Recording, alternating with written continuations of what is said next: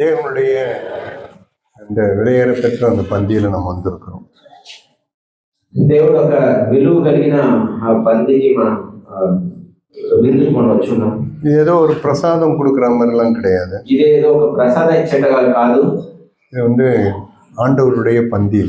ఇది దేవుడు మనకు ఆయన చేసిన విందు. ஸோ இதில் நான் பங்கெடுக்கும் போது எனக்கு 2 காரியங்கள் எனக்கு அவசியமாக இருக்கும். దీంట్లో నేను పాల్గొనేటప్పుడు మనకు 2 కార్యాలు అవసరం. ஒன்று, எனக்கு தாகம் இருக்கணும். ఒకటి, నాకు దాహం అనేది ఉండాలి. எனக்கு 2வது பசி இருக்கணும். నాకు ఆకలి అనేది ఉండాలి. இந்த தாகமும் இந்த பசியும் இல்லைன்னு சொன்னா, దాహము ఆకలి అది లేకపోతే நான் அது சடங்காச்சாரமாக செய்கிறவனா, దాని ఒక సంప్రదాయంగా మనం చేసేస్తాం. அதனால இயேசு கிறிஸ்து ஏதாவது ஒரு பண்டிகைக்கு போனாருன்னா, కాబట్టి యేసు ప్రభు ఏదైనా ఒక పండగకైనా వెళ్ళేవారు ఉంటాయి. அந்த பண்டிகையில போயிட்டு இப்படி அவருடைய இதெல்லாம் எப்படி இருக்குன்னா, பண்டிகையில இயேசு இப்படி ஒரு வார்த்தையை சொல்லுவார். ఆ పండగలో యేసు ప్రభు ఇలా ఒక మాట చెప్తారు. யோவான் எழுதின சுவிசேஷம் 7ஆம் அதிகாரம், யோவான் சுவார்த்த 7వ అధ్యాయం 7ஆம் அதிகாரத்துல இயேசு இப்படி ஒரு வார்த்தையை சொல்கிறார். 7వ అధ్యాయంలో ఆయన ఇలా ఒక మాట చెప్తున్నారు. 37வது வசனம் பாருங்க. 37వ వచనం, 7ஆம் அதிகாரம் 37வது வசனம். யோவான் சுவார்த்த 7వ అధ్యాయం 37వ వచనం. பண்டிகையின் கடைசி நாளாகிய பிரதான நாளிலே, పండగ ఒక చివరి రోజు ప్రారంభమైన ఆ రోజులో இயேசு நிலிచి சத்தமிட்டு, శబ్దముగా, ஒருவன் தாகமாய் இருந்தால் என்னிடத்தில் பானம் பண்ண கடவன். ఒకరికి ఎక్కువ దాహం కలిగితే నాతో వచ్చి ఆయన పానం చేయను. இயேசு பண்டிகையின் கடைசி நாள்ல, ఆ చివరి రోజు పండగప్పుడు அவன் தாகமாய் இருக்கிறியான்னு தான் பாக்குறாரு. మనకి ఎంత దాహం కలిగిందని చూసి, இன்னொரு இடத்துல சொன்னோம்னா பசியா இருக்கிறவர்கள், ఇంకొక తరపు చెప్తే ఆకలి ఎక్కువ కలిగిన వారు, அவர் என்னிடத்துல வாங்க, నాతో రండి, பானம் பண்ணுங்கள்னு சொல்றாரு. వచ్చి తాగండి అని చెప్తుంది. அப்பனா எனக்கு நான் இந்த அப்பத்துல நான் பிடுறேன், இந்த இதுல நான் பங்கு பெடுறேன்னு சொன்னேன். కానీ ఈ రొట్టె రుచిలో నేను పాలు పంచుకుంటానంటే என்னிடத்துல 2 காரியங்கள் இருக்கணும். నాతో 2 కార్యాలు ప్రాముఖ్యంగా ఉండాలి. எனக்கு தாகம் இருக்கணும், నాకు దాహం అనేది కలిగి ఉండాలి. எனக்கு பசியும் இருக்கணும். నాకు ఆకలి అనేది ఎక్కువ ఉండాలి. அந்த தாகமும் பசியும் இருக்கிறவங்களதான் தேவன் பார்த்து அவங்களுக்கு தான் அப்படி ஒரு வார்த்தையை சொல்றாரு. దాహం ఎక్కిన కలిగి వాళ్ళు, ఆకలి కలిగిన వాళ్ళని దేవుడు చూసి என்னிடத்துல பானம் பண்ணுங்க, వచ్చి నా దగ్గర తాగండి. இன்னொரு விதத்துல சொன்னோம்னா, இன்னைக்கு தாகமும் பசியுமா இருக்கிறீங்களா? మీరందరూ దాహం కలిగిన వాళ్ళు, ఆకలి కలిగిన వాళ్ళుగా ఉన్నారా? நீதியின் மேல பசி தாகம், నిజాయితీ పైన మీకు ఒక ఆకలి దాహం ఉంది. பரிசுத்தத்தின் மேல, పరిశుద్ధం పైన தாழ்மையா இருக்கணும்னு, దీనత్వం మీద మీకు ఆకలి దాహం. ஆண்டவரே, நமக்கு முதல்ல கேட்டது போல, ஆண்டவரே, நான் ஒரு இடத்துல நான் யுத்தம் பண்ணுகிற மனுஷனா இருக்கக்கூடாது. మొదటిగా మనం విన్నట్టు ఒక వ్యక్తితో కూడా నేను పోరాటం చేయకూడదనే కార్యం. ஆண்டவரே, நான் தீமைக்கு தீமை செய்யக்கூடாது. నేను ఎవరు నాకు కీడు చేశారో వాళ్ళకి కీడు నేను చేయకూడదు. நான் நன்மை செய்யணும் ஆண்டவரே. నేను మంచి చేయాలి దేవుడా.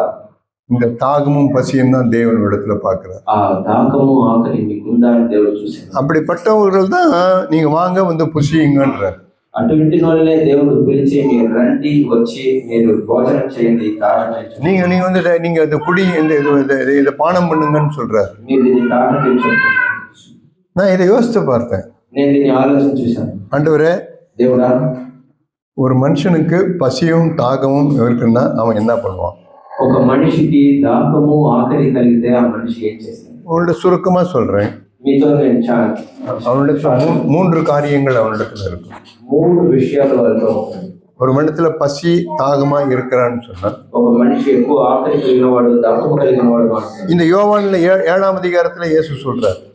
యోవాను 7వ అధ్యాయంలోనే యేసు ప్రభు చెప్తున్నారు. 3 காரியங்களை உங்களுக்கு இதுல காண்பிக்க விரும்புகிறேன். 3 కార్యాలు నేను మీకు చూపించాలని చూస్తున్నాను. 7ஆம் அதிகாரம் 4வது வசனம். 7వ అధ్యాయం 4వ వచనం. பிரபலமாய் இருக்க விரும்புகிற எவனும் அந்தரங்கத்தில் ஒன்று செய்ய மாட்டான்.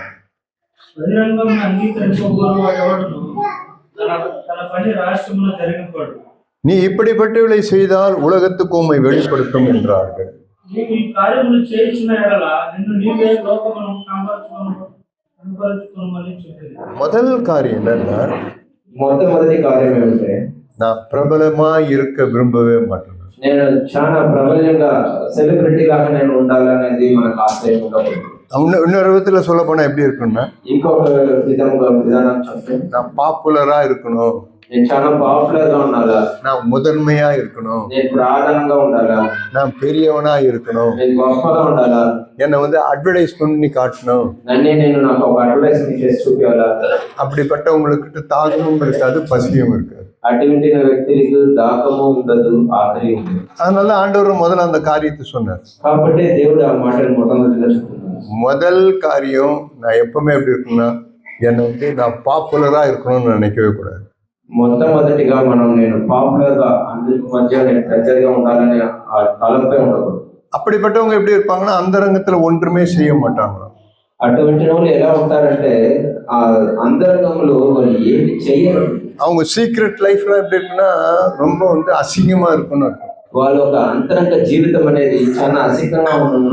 அவங்களுடைய அந்தரங்க வாழ்க்கையெல்லாம் பார்த்தீங்கன்னா மோசமா இருக்குன்னு அர்த்தம். వాళ్ళ అంతరంగ జీవితం చాలా మోసంగా ఉంటుంది. அவங்க ரகசிய பாவங்கள்ல சிக்கி கொண்டிருப்பாங்கன்னு அர்த்தம். వాళ్ళు రహస్యముగా ఎక్కువ పాపాల్లో వాళ్ళు ఇరుక్కుని ఉంటారని. வெளியே நல்லா இருப்பாங்க, బయట బాగుంటారు, ஆனா ரகசியத்துல வந்து அவங்க வாழ்க்கை வந்து மோசமா இருக்கும். కానీ అంతరంగంలో రహస్యములో వాళ్ళ పాప జీవితం అనేది చాలా ஏன் அவங்களுக்கு அது மாதிரி இருக்கிறாங்க? ఎందువల్ల ఆ విధంగా ఉంటారు? அவங்க வந்து பாப்புலாரிட்டியா இருக்கணும்னு விரும்புறாங்க. వాళ్ళు తనని ఎక్కించి చిన్న పాపులర్ గా ఉండాలని మీరు ఇష్టపడేవాళ్ళు. எப்பெல்லாம் உங்களுக்கு எனக்கு அந்த மாதிரி ஒரு பாப்புலாரிட்டி விரும்புறோமோ, ఎప్పుడంతా మీరు నేను ఆ విధంగా ఒక పాపులారిటీని మనం ప్రేమిస్తున్నాము, அப்பெல்லாம் எனக்கு பசியும் இருக்காது, எனக்கு தாகமும் இருக்காது. అప్పుడంతా నాకు దాహము తగ్గిపోను, ఆకలి లేకుండా. முதல் காரியம், మొదటి எந்த ஒரு விஷயத்திலையும் ఏ ఒక్క కార్యంలో కానీ என்னை வந்து நான் என்னை வந்து நான் ப்ரொஜெக்ட் பண்ணி காட்டவே கூடாது. నన్ను నేను వచ్చి ముందు తెచ్చి నన్నే నేను చూసుకోవాలి. இப்ப இந்த செவுத்துல நிறைய செங்கல் கட்டி வச்சிருக்காங்க. ఈ గోడలో ఎక్కువ ఇటుకరాలు పెట్టి కట్టున్నారు. இப்ப இதெல்லாம் பாக்குறதுக்கு எப்படி இருக்கு, எவ்வளவு அழகா இருக்குது எல்லாம். అన్ని చూసేదానికి ఎంత బాగుంది, అందంగా ఉంది. ஆனா அந்த இடத்துல பாருங்க, ஒரு 6-7 செங்கல் மட்டும் தனியா அப்படியே நீட்டி வச்சிருக்கு. కానీ అక్కడ చూసినా ఒక 6-7 ఇటుకరాలు ముందు బయట వచ్చి இப்ப இந்த இடத்துல நீட்டி வச்சிருக்காங்கன்னா அது ஒரு பர்பஸ்க்காக வச்சிருக்காங்க. కానీ ఇక్కడ పెట్టింటే దానికి ఒక సందర్భం ఉంది. அங்க பின்னால ஒரு பாத்ரூம் கட்டலாம், இல்ல வேற என்ன இருந்தா அதுக்காக ஒரு கல்லுக்காக அதை வச்சிருக்கிறாங்க. వెనకాల ఒక బాత్రూమ్ కట్టవచ్చు, ఏదైనా ఒక గది కట్టవచ్చు. ஏன் இங்கெல்லாம் அந்த மாதிரி வைக்கல கல்ல? ఎందుకు ఇక్కడంతా పెట్టలేదు? இல்ல எல்லா இடத்துலயும் அதே மாதிரி எல்லா இடத்துலயும் நீட்டி வச்சிருந்தா எப்படி இருக்கும்? కానీ అన్ని తావుల్లో ఆ విధంగానే ముందు చూపించుకుంటా బయట వచ్చినట్టు రాళ్ళు ఉంటాయి, ఎలా ఉంటుంది? ஏன்னா இது அசிங்கமா இருக்குது. ఏది చూసేందుకు ఏం బాగాలేదు. இதெல்லாம் கல்ல இப்படி நீட்டி வச்சுக்கிறாங்க. ఏదైతే రాళ్ళంతా ముందు వచ్చి బాగాలేకుండా ఉంది. உடனே விஜய் என்ன பண்ணுவாரு, ரவி என்ன பண்ணுவாருன்னு சொன்ன వెంటనే రవి ఏం చేస్తారంటే உடனே அந்த கல்லெல்லாம் செதுக்கி எடுத்துருவாரு. ఆ రాళ్ళని చెక్కి ఎత్తేస్తారు. நல்லாவே இல்லை. ఏం బాగాలేదు. ஏன் அந்த மாதிரி அந்த கல்லு வந்து தன்னை இப்படி முன்னே காட்டுது? ఎందువల్ల ఒక రాయి వచ్చి దాన్ని ముందు అలా చూపిస్తుంది? என்ன தெரியுமா, என்ன காரணம் தெரியுமா? ఏం కారణం? அந்த கல்லு வந்து அன்சைஸ் பிரிக், அதனால வேற ஒண்ணும் கிடையாது. ఆ రాయి ఒక అన్సైజ్ రాయి, అది ఒక మంచి ఆకారం లేని ఒక రాయి. இதுல இருக்கிற எல்லா కల్లుமே సైజా இருக்கும். 4க்கு 7ன்னா 4க்கு 7 இருக்கும். எல்லா కల్లు 4க்கு 7 இருக்கும். ఈ రాళ్ళన్నీ ఒకే సైజ్ గా ఉంటది. అన్ని 4 అడుగులు 4 ఇంచుకి 7 ఇంచులంటే ఆ విధంగానే ఉంటది. அதனால பாக்குறதுக்கு எல்லாம் அழகா இருக்குது இப்படி எல்லாமே. కాబట్టి అన్ని సైజ్ కరెక్ట్ గా ఉంది. ஆனா ஏன் ஒரு சில கல்லு மட்டும் இப்படி முன்ன வந்திருக்குன்னு சொன்னா, ఎందుకు ఒకటి మాత్రం ఆ విధంగా ముందు వచ్చి ఉంటది? அது வந்து అన్సైజ్ బ్రిక్னு అర్థం. வேற అది ఆ సైజ్ తో అది పోలేదు, అన్సైజ్ బ్రిక్ అది. அதே போலதான் ஒவ்வொரு இடத்துலயும் ఆ విధంగానే ఒక్కొక్క తవుడు. இப்ப எனக்கு வயிற்றுல கட்டி இருக்குன்னு சொல்றாங்க, నాకు కడుపులో ఒక గడ్డ ఉందని చెప్తున్నారు. இல்லைன்னா என் கையில ஒரு கட்டி இருக்குன்றாங்க. నా చేయిలో ఒక గడ్డ ఉందని చెప్తున్నారు. ஏன் அந்த கையில இருந்து கட்டி வருது? ఎందువల్ల గడ్డ వచ్చింది? எனக்கு உடம்பு சரியில்லை, నాకు ఒళ్ళు బాలేదు, என் உடம்புல ஏதோ ஒரு கோளாறு, నా ఒంట్లో ఏదో జబ్బేసింది. அதனாலதான் அந்த இடத்துல மட்டும் ஒண்ணு மட்டும் அப்படி கட்டி மாதிரி முன்ன வந்து நிக்குது. కాబట్టి ఒక గడ్డ అనేది ఒంట్లో ఉండి ముందు వచ్చి చూపిస్తుంది. ஏதோ என்னோட உடம்புல ஏதோ எனக்கு ஒரு வியாதி எனக்கு இருக்கு, నాకేదో ఒక జబ్బు చేసింది, அதனாலதான் எனக்கு வந்து அப்படி முன்ன வந்து நான் காட்டுறேன். కాబట్టి ఆ గడ్డ అనేది నాకు ముందు వైపు వస్తుంది. ஆவிக்குரிய வாழ்க்கையிலும் அப்படிதான். ఆత్మీయ జీవితంలో కూడా ఆ విధంగానే எனக்கு ஏதாவது ஆவிக்குரிய ஒரு வியாதி இருக்குதுன்னு சொன்னா నాకు ఒక ఆత్మీయమైన ఒక జబ్బు నాకు కలిగిందంటే உடனே நான் என்ன பண்ணுவேன்னா முன்ன வந்து நின்று నేను అట్టనే ముందు వచ్చి నేను చూపించుకున్నాను. ப்ரொஜெக்ட் பண்றது, ప్రొజెక్షన్ చేస్తారు, அப்படி இல்லைன்னா விளம்பரப்படுத்துறது, లేకపోతే అడ్వర్టైజ్మెంట్ చేస్తారు. இல்லைன்னா வந்து பாப்புலர், நான் சாதாரண ஆள் கிடையாது, நான் பாப்புலர்னு காட்டுறது. నేను సామాన్య వ్యక్తి కాదు, నేను గొప్ప వ్యక్తి, పాపులర్ గా చూపిస్తాను. அப்படிப்பட்டவங்களை என்ன பண்ணுவோம், சாத்தா சீக்கிரமா கொச்சிருவோம். అటువంటి మనుషుల్ని సాతాను ఏం చేస్తారంటే వెంటనే వాడు ఘాట్ వేసేస్తారు. பெங்களூர்ல நம்முடைய சகோதரன் சகரியா பொண்ணு இருந்த நாள்ல, బెంగళూరులో సహరియా పూర్ణ ఉన్న దినంలో நம்முடைய ஆவிக்குரிய தகப்பனாகி சகரியா பொண்ணு இருக்கும்போது మన ఆత్మీయ తండ్రి సహరియా పూర్ణ చెప్పినది, அங்க வந்து ஒருத்தர் வந்து அவர்கிட்ட ஒரு வார்த்தை சொன்னாங்களா, అక్కడ ఒక మనిషి వచ్చి ఆయనతో ఒక మాట చెప్పాడు. பெங்களூர்ல நாங்க 5 பேருக்காக நாங்க ஜெபம் பண்ணிட்டு இருக்கிறோம். బెంగళూరులో 5 వ్యక్తుల గురించి మేము ప్రార్థన చేస్తున్నాం. இந்த 5 பேரையும் சாத்தா எப்படியாவது அவங்களை பின்மாற்றத்துல கொண்டு போயிடணும், ఈ 5 వ్యక్తుల్ని ఎలాగైనా ఆ అపవాది వాళ్ళు వెనక్కి తీసేయాలని, அவங்களெல்லாம் அழிச்சிடணும். వాళ్ళందరినీ நாங்க அது மாதிரி ஜெபம் பண்ணிட்டு இருக்கிறோம். ఆ విధంగా మేము ప్రార్థన చేస్తున్నాం. அதுல 2 பேர் கீழே விழுந்துட்டாங்க, వాళ్ళు ఇద్దరు పడిపోయారు. இன்னும் 3 பேர் தான் பாக்கி இருக்கு. ఇంకా ముగ్గురులే ఉన్నారు. அந்த 3 பேர்ல நீங்க ஒண்ணு. ఆ ముగ్గురులో మీరు ఒకరు ఉంటారు. உடனே சாக் என்ன பண்ணாரு, వెంటనే జాక్ ప్రసాద్ ஐயோ எனக்கு ஜெபம் பண்ணுங்க, వెంటనే బెదిరిపోయి అయ్యో నా కోసం ప్రార్థన அந்த చేస్తాను மாதிரி பயந்தாருன்னு நினைக்கிறீங்களா? ఆ విధంగా ఆయన బెదిరిపోయినారు అనుకున్నారు. அவரு சொன்னாரா என்ன ஒண்ணும் பண்ண முடியாது, నీ వల్ల నన్ను ఏమి చేయని వాళ్ళని ధైర్యం பெருமையினால பேசல. அது ఆయన ఊరికే అని చెప్పలేదు దాన్ని, அவரு ஒரே ஒரு வார்த்தை சொல்லி இருக்கிறாரு, వేరే ఒక మాట ఆయన చెప్పినారు. நான் சகோதரர்களுக்குள்ள சகோதரனாய் நான் இருக்கிறேன், నేను సోదరుల మధ్య సోదరుడుగా ఉంటాను. நான் கொஞ்சம் என்ன ப்ரொஜெக்ட் பண்ணி காட்டினா నేను కొంచెం నన్ను ప్రొజెక్ట్ చేసి చూచిన சாத்தா வந்து என்ன கொத்தின்னு போயிடுவோம். అపవాది వచ్చి నన్ను తీసుకెళ్తారు. நான் సகోదరులకుள்ள సகోదரனா இருந்து கொண்டே இருக்கிறேன், నేను సోదరులకు మధ్య సోదరులుగా ఉండిపోతే சாத்தா என்ன கொத்த முடியாது அப்படின்னு. అపవాది వల్ల నన్ను ఆ ఘాట్ అయ్యని మాట பிரபலமா இருக்க நான் விரும்பல, ప్రబలంగా ఉండేదానికి అడ్వర్టైజ్మెంట్ చేసేదానికి నాకు நான் தெரியாதவனா இருக்க நான் விரும்புறேன், ನಾನು తెలియని వాడుగా ఉండిపోదానికి, நான் அறியப்படாதவனா இருக்க விரும்புகிறேன், నన్ను ఎవరు తెలుసుకోకూడదనే నేను చూస్తున్నాను, நான் மறைந்திருக்கிறவனா இருக்க விரும்புகிறேன். నేను దాచుకున్నవాడుగా ఉండాలనేది నేను ఇష్టపడుతున్నాను. ஆண்டவருடைய ஒரு பெரிய சுபாவம் என்ன தெரியுமா? దేవుడు ఒక పెద్ద సౌరభ్యం తీసుకొచ్చిన தேவனுடைய ஒரு பெரிய சுபாவம், எப்பவுமே தன்னை வந்து தேவன் விளம்பரப்படுத்தவே மாட்டார். ఆయన ఒక గొప్ప సౌరభ్యం అనేది ఎప్పుడు ఆయన అడ్వర్టైజ్ చేసుకోవడం. தீர்க்கதரிசி இப்படி ஒரு வார்த்தையை சொல்கிறார். ప్రవక్త ఇలా ఒక మాట చెబుతున్నారు. ஏசாயா 45ஆம் அதிகாரம். ఏశాయా గ్రంథము, ప్రవక్త గ్రంథం. தேவனுடைய சுபாவம், தேவன் எப்படிப்பட்டவர்னு பாருங்க. 45ஆம் அதிகாரம் ఏశాయా 45 15வது வசனம் பாருங்க. ஏசாயா 45:15. 45:15 வசனம். அங்க என்ன, இஸ்ரவேலின் தேவனும் இரட்சகருமாகிய நீர் மெய்யாகவே உம்மை மறைத்துக் கொண்டிருக்கிற தேவனாய் இருக்கிறீர். ఇశ్రాయేలు రక్షక, నిశ్చయముగా నీవు నన్ను మరుగుపరచుకొని దేవుడవై ఉన్నావు. ஆமென். again చదువుకోండి మళ్ళీ చదవండి. ఇశ్రాయేలు దేవా రక్షక, నిశ్చయముగా నీవు నిన్ను మరుగుపరచుకొని దేవుడవై ఉన్నావు. நீங்களா మరుగుపరచుకొని. தேவன் எப்படிப்பட்டவர் பாருங்க. దేవుడు ఎటువంటి దేవుడు చూడండి. அவர் தன்னை மறைத்துக் கொள்கிறார். ఆయన్ని తనని మరుగుపరచు చేసుకుంటాడు. அவர் ஒரு நாள் தன்னை பிரபலப்படுத்துகிற ஒரு கிடையவே கிடையாது. ఆయన్ని తను పాపులర్ గా చేసి చూపించినది.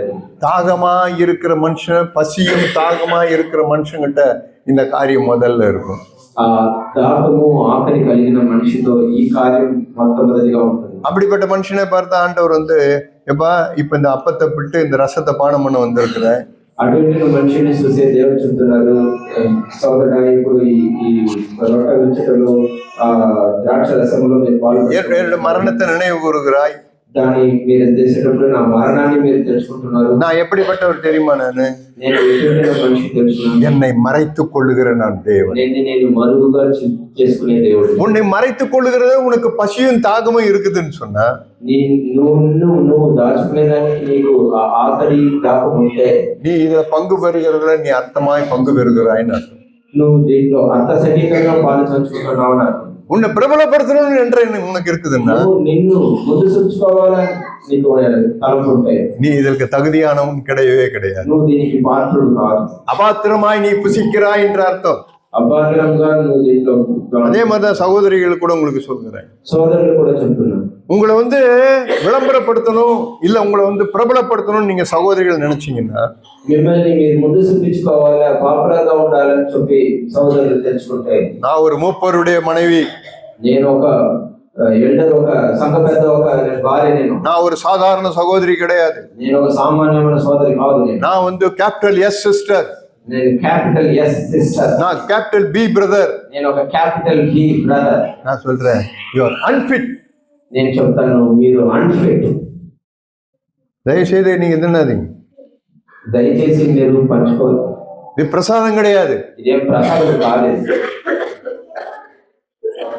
பசியும் தாகமும் இருக்கணும்.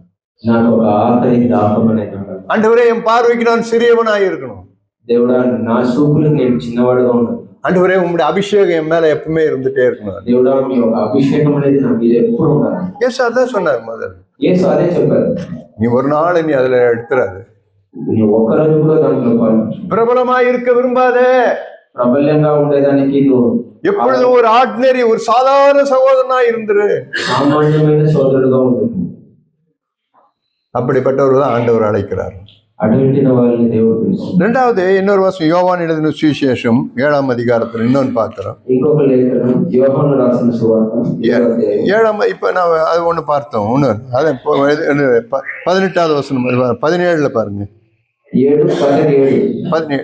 அவருடைய சித்தத்தின்படி செய்ய மனதுள்ளவன் அவன் இந்த உபதேசம் தேவனால் உண்டாயிருக்கிறதோ நான் சுயமாய் பேசுகிறேனோ என்று அறிந்து கொள்வான்.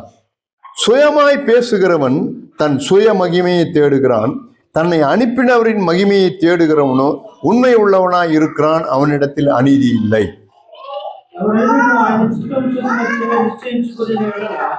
ఆ బోధ దేవుని వలన కలిగి ఉన్నదో లేక నా అంతటి నేనే బోధిస్తున్నానో వాడు తెలుసుకును. తనంతటి తానే బోధించేవాడు స్వకీయ మహిమను వెలుగును గానే తను పంపిన వాని మహిమను వెలకడు. వెలుగువాడు సత్యవంతుడు, ఆయన తీయలేదు. ரெண்டாவது காரியம் என்னன்னு சொன்னா, రెండో కార్యం ఏమంటే அவன் சுயமாய் தன் இச்சையாய் செய்கிறவன்.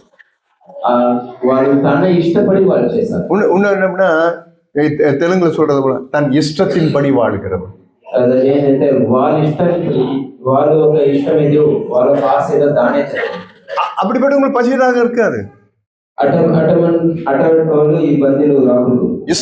இஷ்டத்தின்படி வாழ்றாங்க பாருங்க, తన ఇష్టంగా వాళ్ళు జీవించేవాళ్ళు, அவங்களுக்கு பசியும் இருக்காது, தாகமும் இருக்காது. వాళ్ళకి ఆకలి ఉండదు, దాహం ఉండదు. தன் இஷ்டத்தின்படி வாழாத ஒரு மனுஷன் எப்படி இருப்பான், తన ఇష్టముగా జీవించిన వాళ్ళు அவன் கட்டுப்பாடு உள்ள ஒரு மனுஷனா இருப்பான். వాళ్ళు ఎక్కువ భారాలు భరించే వాళ్ళు. ஆமா, கட்டுப்பாட்டோட உண்டு. వాళ్ళు ఒక ఆశా నిగ్రహం కలిగిన వాళ్ళు. அந்த கட்டுப்பாடோட இருக்கிற மனுஷன் எப்படி இருப்பான்னா, ఆశా నిగ్రహం కలిగిన వాళ్ళు ఎలా ఉంటారు, நான் இஷ்டப்படி சாப்பிடவே மாட்டான். తను ఇష్టపడి తినరు. இப்ப நம்ம வீட்டுல யோசித்து பாருங்களேன், ఇప్పుడు మన ఇంట్లో ఆలోచించండి, வீட்டுல பிள்ளைங்க இருக்கிறாங்க, ఇంట్లో పిల్లలు ఉన్నారు, கட்டுப்பாடு இல்லாம அவங்க பாட்டு சாப்பிடுறோம், ఒక ఒక కంట్రోల్ ఆధీనం లేకుండా వాళ్ళు ఇష్టానికి తింటున్నారు. கடைசி நீங்க எங்க போவீங்க, ఎక్కడ పోతారు మీరు? டாக்டர் கிட்ட தான் போகணும். మీరు డాక్టర్ దగ్గర పోతారు. டாக்டர் என்னத்துல வயிற்றால போயினே இருக்குது, డాక్టర్ ఏం తెలియదు, మాకు కడుపులో ఊసుకుంటూ పోతుంది, வாந்தியா எடுத்துங்கிறான், వాటిగా ఎత్తున్నారు. அப்புறம் என்னன்னு பார்த்தோம்னா, ఏమి చూస్తే அவன் சாப்பிட்டுனே இருக்கிறான், எல்லாத்தையும் ఆవిడ ఏదేదో ఇష్టానికి తెలుసుకుంటారు, படிக்க கூட மாட்டேன்றான், చదవలు కూడా మనం எல்லாம் இதே சாப்பிட்டுனே இருக்கிறோம். ఏదో ఒకటి తింటూ ఉంటారు. அப்படின்னா என்ன அர்த்தம்னு சொன்னா, ఏమర్థం? கட்டுப்பாடு இல்லாதவன்னு. వాళ్ళ ఆశ నిగ్రహం అనేది లేదు. இந்த கட்டுப்பாடு இருக்கா யாருக்கும் அடங்கவும் மாட்டாங்க. వాళ్ళు ఎవరికి అణిగి కూడా ఉండదు ఈ ఆశ నిగ్రహం లేని వాళ్ళు. இங்க ஆந்திரால, இங்க நெல்லூர்ல எப்படின்னு எனக்கு தெரியாது, ఇక్కడ నెల్లూరులో ఎలా నాకు తెలియదు, எங்க தமிழ்நாட்டுல அப்படி ஒரு பழக்கம் உண்டு. మా తమిళనాడులో ఇలా ఒక అలవాటు ఉంది. மாடு கோயிலுக்குன்னு ஒரு மாடை எடுத்துப்பாங்க, ఆ గుడికి ఒక ఎద్దు ఉంటుంది, அந்த மாடை பிடிச்சிட்டு அந்த கோயில்ல கொண்டாந்து விட்டுருவாங்க. ఆ ఎద్దుని పట్టుకుని వచ్చి ఆ గుడిలో వదిలేస్తారు. அந்த மாட்டுக்கு என்ன பண்ணாங்கன்னா மூக்கணங்காயிறு குத்த மாட்டாங்க, ఆ ఎద్దుకి ఏమంటే ఆ ముక్కులో పొడిచి ఆ దారం అనేది కట్టవు, அது குத்தவே மாட்டாங்க, అది కట్టవు, அது பாட்டுக்கு இஷ்டத்துக்கு நீ போ, అది గుడి ఎద్దులా తిరుగుతూ ఉంటుంది, గుడి ఎద్దు తిరుగుతూ ఉంటుంది. ஆனா அவன் வீட்டுல ஒரு மாடு இருக்கும், కానీ ఇంట్లో ఒక ఎద్దు ఉంటుంది, அந்த மாட்டுக்கு மூக்கணங்காயிறு குத்திருப்பான், దానికి ఆ ముక్కులో పొడిచి ఆ దారం అనేది కట్టి ఉంటుంది. அந்த மூக்கணங்காயிறு குத்தின உடனே என்னன்னா, ఆ ముక్కులో దాన్ని పొడిచి దారం కట్టేస్తే அந்த எஜமான் வருவாரு, దాని ఒక యజమాని వచ్చేసరికి அதுல కயிறு இருக்கும், దారం ఉంటుంది. அந்த కயிறை போட்டு ஒரு இழு இருப்பாரு. దారాన్ని ఒక లాగితే உடனே இந்த மாடு அடங்கி அப்படி அவர் பின்னாலேயே போயிடும். అడిగి ఆయన వెనకనే వెళ్ళిపోతుంది. ஆனா அந்த கோயில் மாடு இருக்கு பாருங்க, அது அடங்கவே அடங்காது. అడగనే అడగదు. யாரு நேரத்துலலாம் போய் மேயும், ఎవరి నేలన్నా వాళ్ళ నేలలో దూరసి எல்லாம் பயங்கரமா இருக்கும். బాగా పుష్టిగా ఉంటుంది. எல்லாரும் பார்த்து அதை பயப்படுவாங்க. అందరూ చూసి దాన్ని చూసి బెదరుతారు. ஏன்? ఎదురు அது ఇష్టத்தின்படி நடக்கிறதுனால. అది తన ఇష్టంగా జరుగుతూనే ఉంటుంది. அது வந்து மிருகம். అది ఒక మృగం. தானியேல் தீர்க்கதரிசி இப்படி ஒரு வார்த்தையை சொல்லுவார். దానియేలు ప్రవక్త ఒక మాట చెప్తున్నాడు. தானியேல் தீர்க்கதரிசியின் புஸ்தகம், దానియేలు పుస్తకము அங்கே அவர் ஒரு வார்த்தையை சொல்றாரு பாருங்களேன். అక్కడ ఆయన ఒక మాట చెప్తారు చూడండి. தானியேல் தீர்க்கதரிசியின் புஸ்தகத்துல దానియేలు పుస్తకము 8ஆம் அதிகாரம் 8వ అధ్యాయం 8ஆம் அதிகாரம் 3ஆம் வசனம் பாருங்களேன். 8వ అధ్యాయం 3వ వచనం చూడండి. பசியும் தாகமா இருக்கிறவங்களுக்கு தான் நான் பேசிக் கொண்டிருக்கிறேன். నేను ఆకలి దాహము కలిగిన వారికి మాట్లాడుతున్నాను. நீங்க அபாத்திரமா இதுல பங்கு பெறக்கூடாது. మీరు అపాత్రముగా దీంట్లో இப்ப 8:3 என்ன எழுதுன்னு பாருங்களேன்.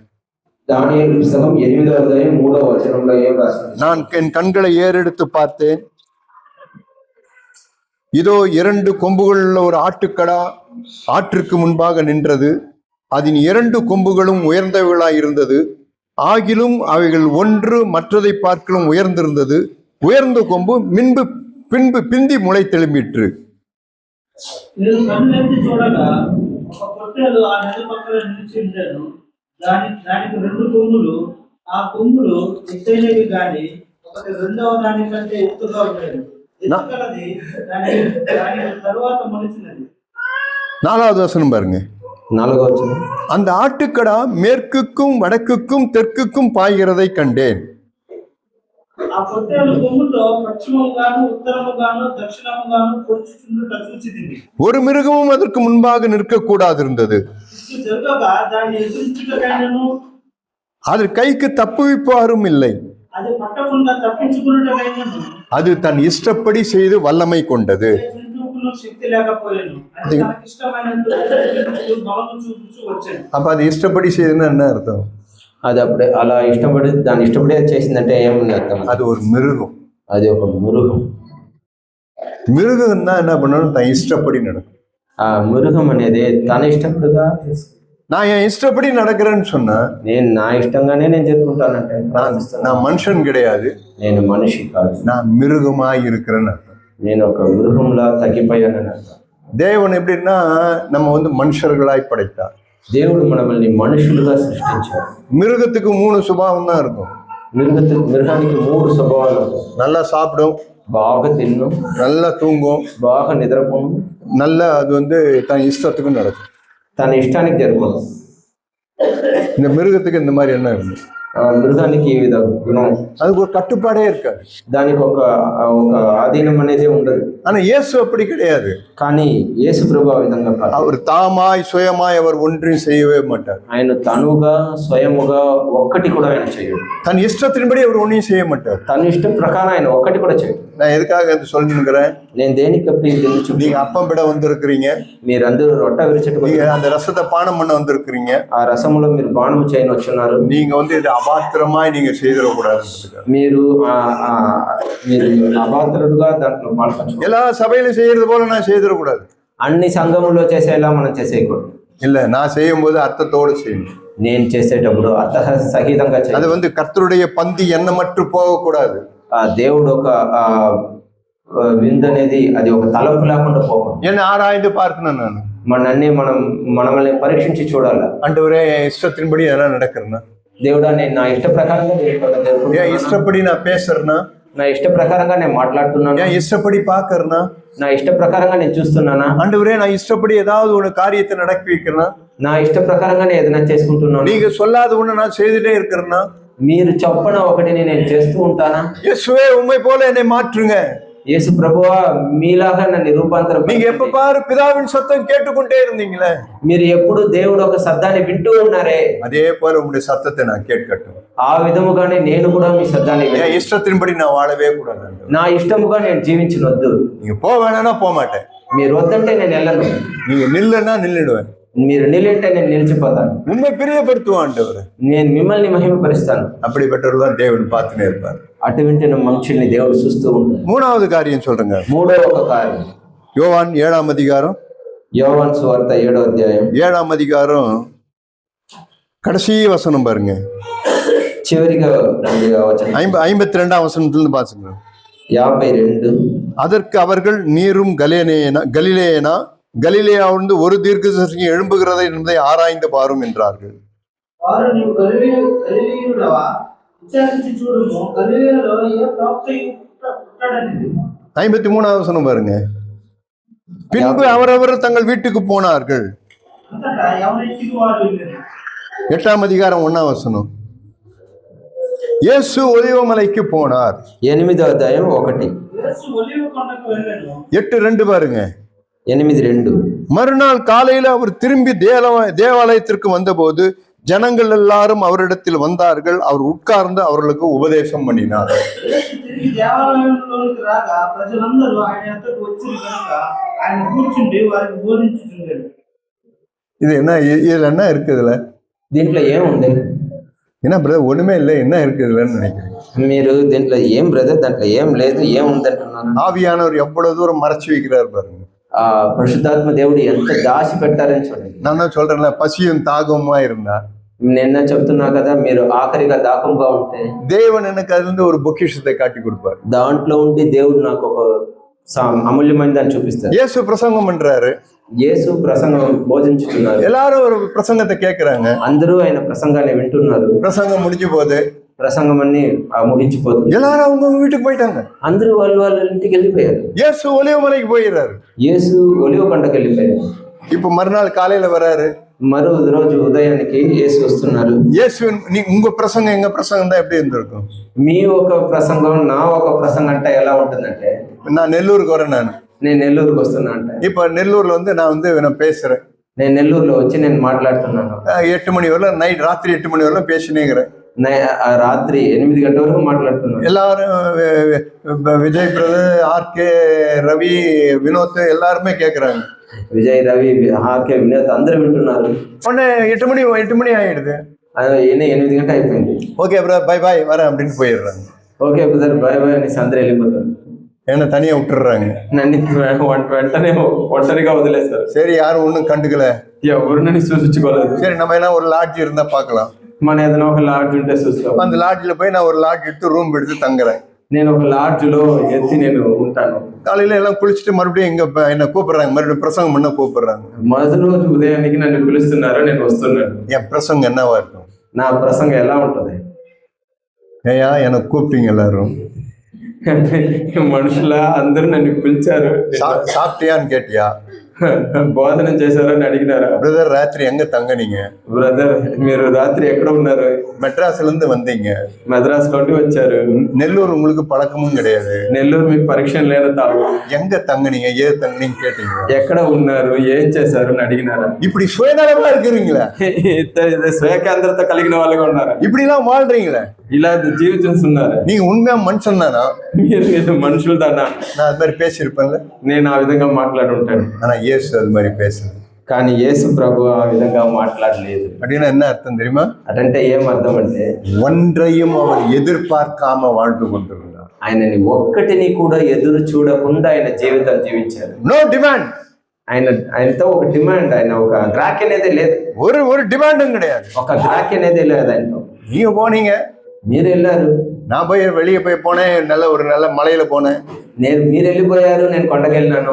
எங்க பிதா நல்ல புல் மெத்த வச்சிருந்தாரு. నా తండ్రి నాకు పచ్చికలో ఒక పడక పెట్టి ఉన్నాడు. அந்த புல் மெத்தில நல்லா படுத்தேன், దాంట్లో బాగా కొనుక్కొని నిద్రపోయాను. நல்ல இயற்கையான காத்து, బాగా ప్రకృతి మంచి ఒక గాలి ఇచ్చింది, நல்லா தூங்கிட்டேன், బాగా నిద్రపోయాను. உங்க யார் மேலும் எனக்கு டிமாண்ட் கிடையாது. మీ ఎవరితో నాకు ఒక గ్రాక్ అనేది లేదు. டிமாண்ட் இல்லாம இருப்பான். గ్రాక్ అనేది లేకుండా ఉంది. உங்களுக்கு ஏதாவது டிமாண்ட் இருக்கா?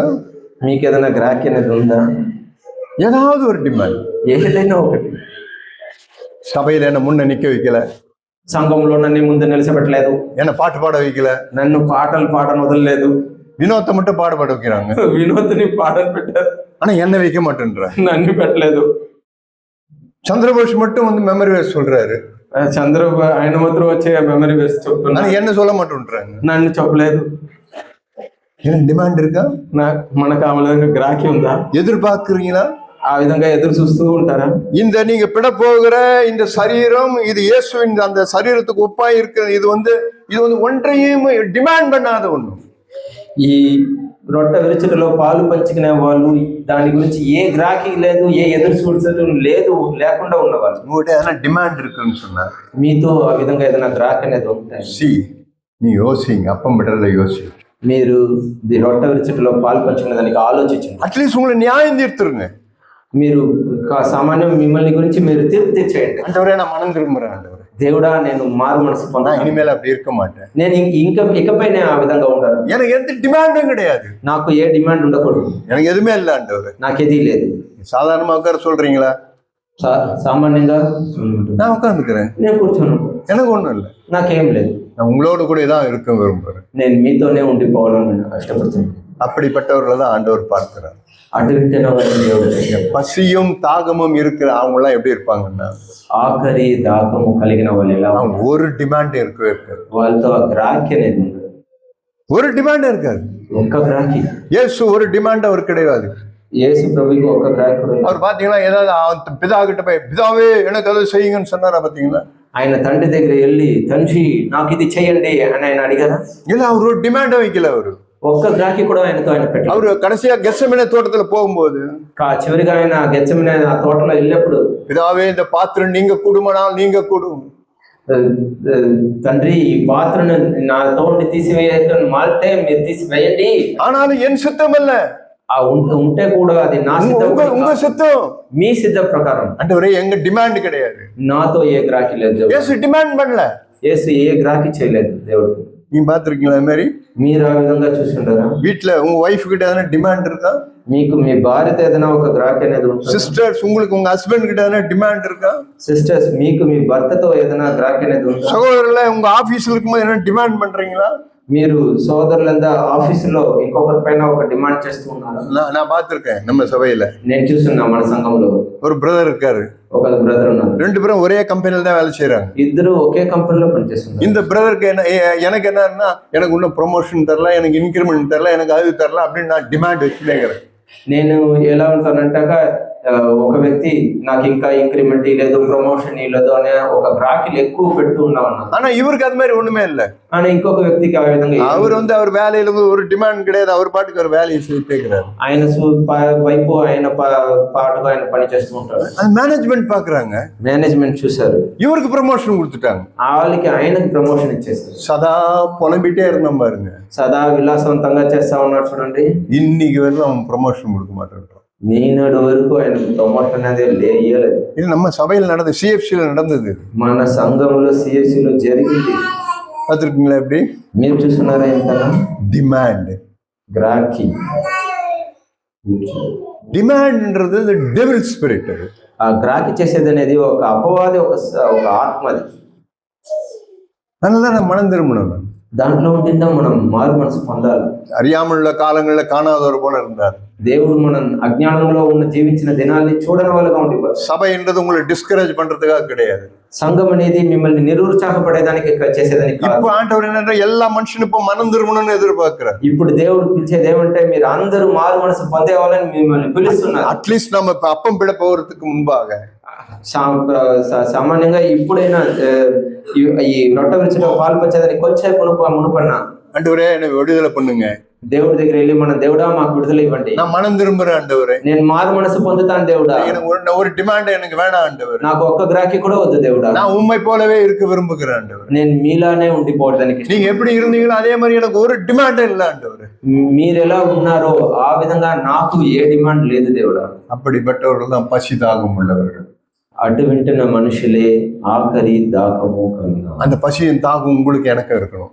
ఆ ఆఖరి దాహం అనేది మీకు నాకు. அதனாலதான் சொல்றேன், இந்த 3 காரியங்கள் உங்களுக்கு சொல்றேன்.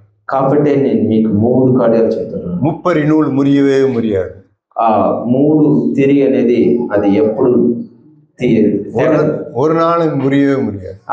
అటు వింటున్న థ్రెడ్ అనేది తెగనే తెగదు. Be an ordinary brother. ఒక సామాన్య సోదరుడుగా ఉండిపోండి. பிரபலத்தை விரும்பாதீங்க. ఒక ప్రాముఖ్యాన్ని ప్రబల్యాన్ని உங்களை நீங்க மறைச்சு கொள்ளுங்க. అసలు మిమ్మల్ని మీరు దాచించుకోండి. உங்க இஷ்டத்தின்படி ஒன்னும் செய்யாதீங்க. మీ ఇష్ట ప్రకారం ఏది చేయకండి. தேவன் என்ன சொல்றாரோ அதன்படி செய்ய நீங்க ஆரம்பிங்க. దేవుడు ఏం చెప్తారో దాన్ని విని చేరుకోండి. எந்த ஒரு டிமாண்ட் நீங்க வைக்காதீங்க. ఏ ఒక గ్రాహి లేనట్టుగా ఉండండి. ஆண்டவரே நீ உண்மை போல என்னை மாற்றுங்கன்னு கேளுங்க. దేవుడి దగ్గర వెళ్ళి దేవుడా నన్ను మీలా మార్చేయండి అని అడగండి. அப்படிப்பட்டவர்கள் நீங்க அப்பம் விட்டு பாருங்க. అటువంటి మీరు ఆ దాంట్లో రొట్టె విరుచుటలో పాల్గొంటారు. பலவீனராய் இருக்கிற நீங்கள் பலவான்களாய் மாறுவீங்க. బలహీనతలుగా ఉండే మీరు బలవంతులుగా మారుతారు. நீங்க சோர்ந்து போய் இருக்கிற உங்களை தேவனை எழுப்பி கட்டிக்கிட்டே இருப்பாரு. మీరు విసిగిపోయిన వాళ్ళందరూ మీరు బాగా ఉత్సాహం పొందుతారు. எப்படி அன்னைக்கு சீஷர்களுக்கு அப்பத்தை விட்டு கொடுத்தோன்னு அவங்க கண்கள் தெளிப்பட்டோ அதே போல தேவனை தெளிவுபடுத்த ஆரம்பிப்பார். ఎలా ఆ రొట్టె మించి యేసు అప్పుడు ఇచ్చినప్పుడు ఆ శిష్యులు ఒక కళ్ళు తెరిచిందో మీకు కళ్ళు తెరవబడతాయి. நான் பசியும் தாகமும் உடையவனாக இருந்தேன். నేను ఆఖరి దాహము కలిగిన వాళ్ళుగా ఉంటాను. அப்படிப்பட்டெல்லாம் இருப்போமா? అటువంటి వాళ్ళగా మనం ఉంటామా? நம்ம எல்லாரும் எழுந்திருப்போம். మనం అందరూ లేచి నిలబడతాం.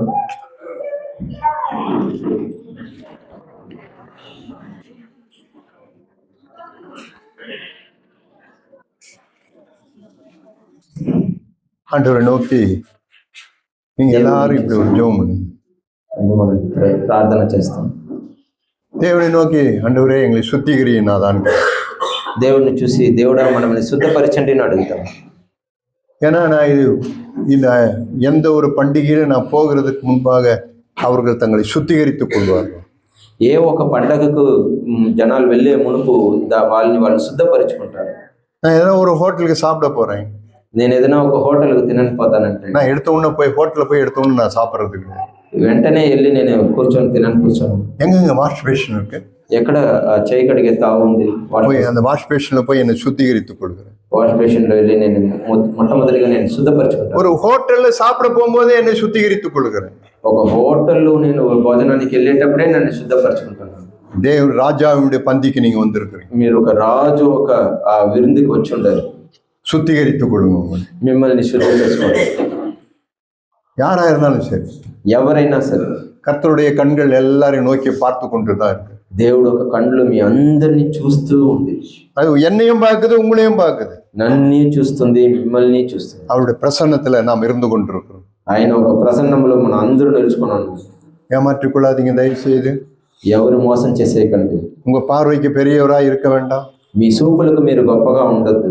பிரபலமாய் இருக்க விரும்பாதீங்க தயவு செய்து. మీరు పాపులర్ గా ఉండేదాన్ని ఉండవద్దు. அடுத்த தடவை சாத்தான் உங்களை கொத்திடுவான். உங்களை మీరు అటువంటి ఉంటే వెంటనే అపవాది వచ్చి మిమ్మల్ని ఘాటేసేస్తారు. தேவனை விட்டு உங்களை பிரிச்சிருவான். దేవుడిని మించి మిమ్మల్ని తొలగించి పోన్ చేసి நீங்க சபையில தான் இருப்பீங்க, మీరు సంఘంలో ఉంటారు, ஆனா அவருடைய பிரசன்னம் உங்களுக்கு இருக்காது. కానీ ఆ దేవుడు ఒక ప్రసన్నం అనేది మీకు உங்க இருதயம் தேவனோடு கூட இருக்கவே இருக்காது. మీ హృదయం అనేది దేవుడితో ఉండదు. ப்ளீஸ், நான் உங்களை கெஞ்சி கேட்டுறேன். నేను మిమ్మల్ని உங்களை சுத்திகரித்துக் கொள்ளுங்க. చిన్న గెంజి అడుగుకుంటున్నాను. ஒரு நாள் உங்க இஷ்டத்தின்படி நடவாதீங்க. ఎప్పుడు మీ ఇష్ట ప్రకారం మీరు జరుపుకోకండి. ஆண்டவரே, நான் என் இஷ்டப்படி நடக்க மாட்டேன். దేవుడా నేను నా ఇష్ట ప్రకారం జరుపుకోను. இது உங்க பசியின் தாகத்தையும் எடுத்து போட்டுரும். మీ ఆఖరి మీ ఆ దాకాన్ని నేను తీసివేస్తాను. ஒரு டிமாண்டை யார்ட்டையும் வைக்காது. ఒక్క గ్రాకిని కూడా ఎవరితో పెట్టవద్దు. ஆண்டவரே, எனக்கு போதுன்ற மனது தாங்க. నాకు చాలనే ఒక మనసు ఇవ్వండి, సంతృప్తి ఇవ్వండి. என் மனைவி கிட்ட நான் ஒரு டிமாண்டை வைக்க வேண்டாம். నా భార్యతో నాకు ఒక గ్రాకి ఉండకూడదు. என் கணவன் கிட்ட நான் ஒரு டிமாண்டை வைக்க வேண்டாம். నాకు భర్తతో ఒక గ్రాకి అనేది ఉండకూడదు. எங்க மாமியார் கிட்ட நான் ஒரு டிமாண்ட் வைக்க வேண்டாம். నా ఒక అత్తమ్మతో నాకు ఒక గ్రాకి అనేది ఉండకూడదు. எங்க மருமக கிட்டே ஒரு டிமாண்ட் வைக்க வேண்டாம். నా ఒక ఇంటి కోడలతో నాకు గ్రాకి ఉండకూడదు. ஆண்டவரே, நான் ஒரு நாள் எந்த డిమాండింగ్ స్పిరిట్ లో நான் இருக்கக்கூடாது. నా ఆ గ్రాకి మనుషుల దగ్గర ఉండి తీస్తే ఆ ఒక ఆత్మ నాకు ఉండనే కూడదు. உண்மை போல என்னை மாற்றுங்க. మీ వల్లే నన్ను మారు మనసు పొందేట్టుగా చేయండి. எனக்கு உதவி செய்யுங்கன்னு கேட்போம். సహాయపరచండి దేవుడా. நம்ம எல்லாருமே சேர்ந்து கேட்போமா? అందరూ చేరి అడుగుతాము. எல்லாரும் ஆண்டோட ஜெபம் பண்ணலாமா? అందరూ దేవుడితో మనం ప్రార్థన చేస్తాం. தகப்பனே, நன்றியோடு நமக்கு சுத்திகரியும்னாதா சுத்திகரியும். అబ్బా తండ్రి, మమ్మల్ని శుద్ధపరచండి. கழுவி அருள் ஆண்டவரே, எங்களை சுத்திகரியும். మమ్మల్ని కడగండి దేవుడా, మమ్మల్ని శుద్ధపరచండి. தேங்க்யூ. வேற ஒரு பிரதர் ஜெபம் பண்ணலாமா? ఒక సహోదరుడు మనం ప్రార్థన చేయవచ్చు.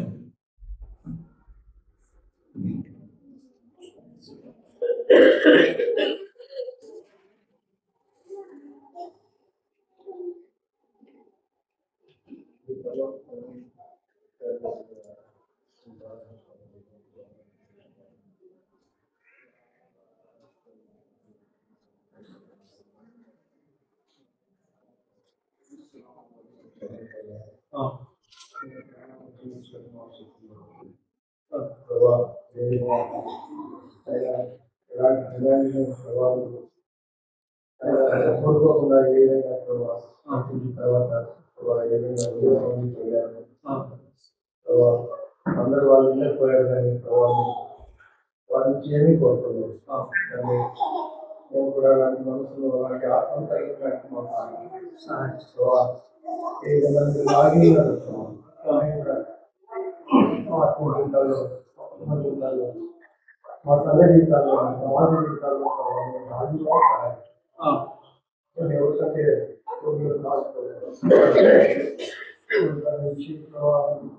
క్షమించి ఈ సంఘంలో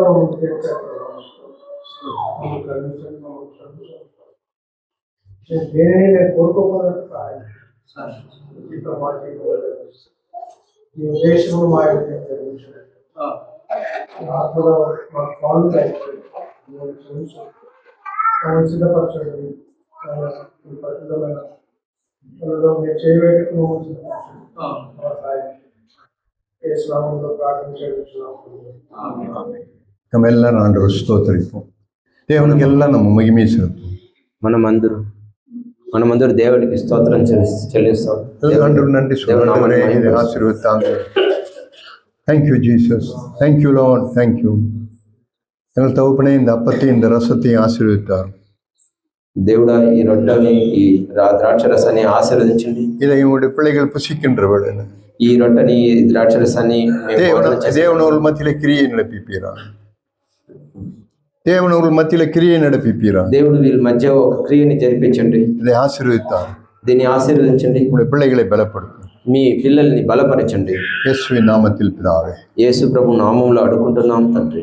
ஆமென். ఆమేన్. உட்காருவோம் நம்ம எல்லாரும்.